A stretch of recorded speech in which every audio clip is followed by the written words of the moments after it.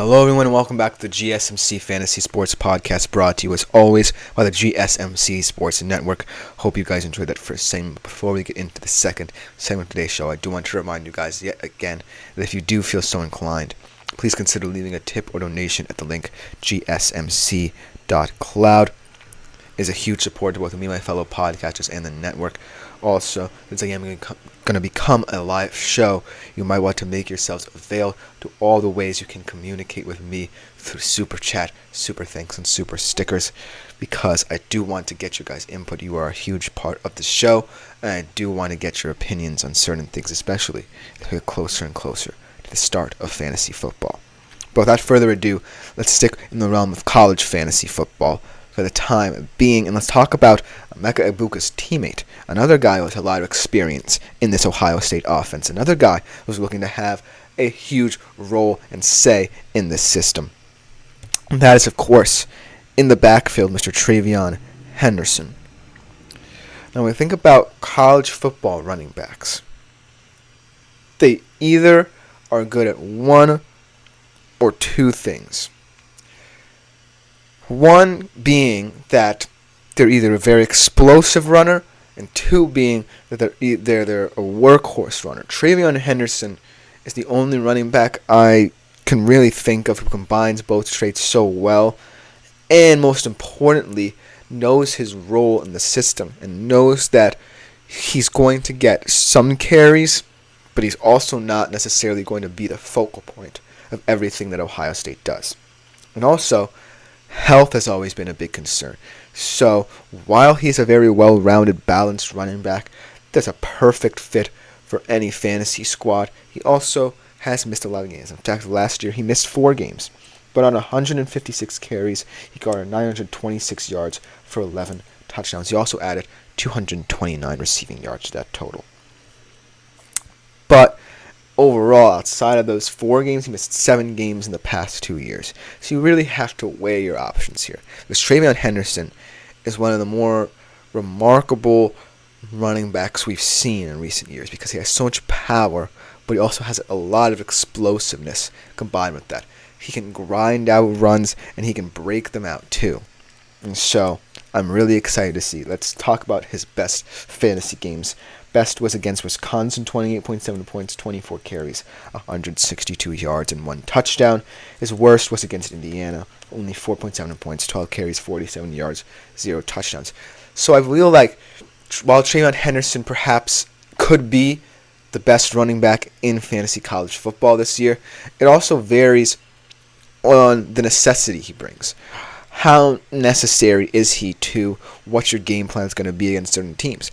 I feel as if, Ohio State, their early schedule isn't as tough, their non-conference schedule especially. And so perhaps Treveyon Henderson will not get as many touches. Perhaps they'll want to focus on developing a rapport between Will Howard, who's a new transfer quarterback, and the new receivers, and also making sure that Emeka Egbuka gets a lot of love because at the end of the day, he deserves to be the wide receiver 1. So Treveyon Henderson, while I'm not calling him a footnote, certainly fits more of like a cog in the machine than, say, the top star, the star, the cherry on top of everything. I think that in terms of deciding whether or not you pick him for your fantasy college football team, really comes down to value. It really comes down to schedule. So if I'm looking at Ohio State's schedule, right, I'm only looking at really 2 games where a lot of things can come into play and stats will really matter. Because at the end of the day, the bottom line is almost every team in college football will have a pretty easy game. I guarantee it. No matter what conference they're in, they'll always have an easy game. And Ohio State, especially in their non-conference scheduling, always look to schedule easy, kind of cupcake games to kind of settle themselves into the season before they get into the stretch where things matter. And so, if you value, a running back who probably will get a lot of touches early in the season, then I think that Treveyon Henderson might just fit that mold, but he also might be needed in more important games. Because at the end of the day, looking at Ohio State and how they profile, I can't guarantee that this team will be successful on the field. There just seems to be a lot of parts coming in, and not a lot of parts that have already been there. It seems like this is more of an unsolved puzzle than a final product. It feels as if Treveyon Henderson is more of the sum of a small whole of things, instead of, someone who, can actually add value to a team that needs it. I feel like if you consider Treveyon Henderson as surplus, then that's where his value is lost.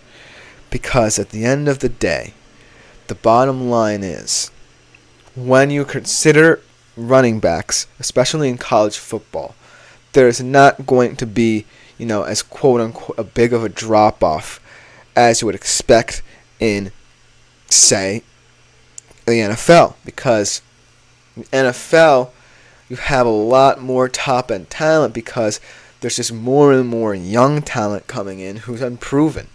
And in college, the parity is so overwhelming because you have these excellent running backs, and then you have these excellent running backs in the group of five. You have these excellent running backs who might not ever heard of, and they have breakout seasons. So, looking for someone who defines the role of fantasy college football running back, is very especially hard to do, because not every day are you going to be confident that a college football running back will always be successful. You basically have blind faith. When I think about Treveyon Henderson, I certainly feel as if all the aspects of what makes college football and fantasy college football, for that matter, lie within him. He always has the ability to do whatever is needed at the running back position for his team. He's always going to be in and around the debate about how we're going to make this offense work. But this year just feels different because the questions surrounding Ohio State, while there are certainly positive rumors, there are always going to be questions, especially if this Ohio State team does not gel immediately.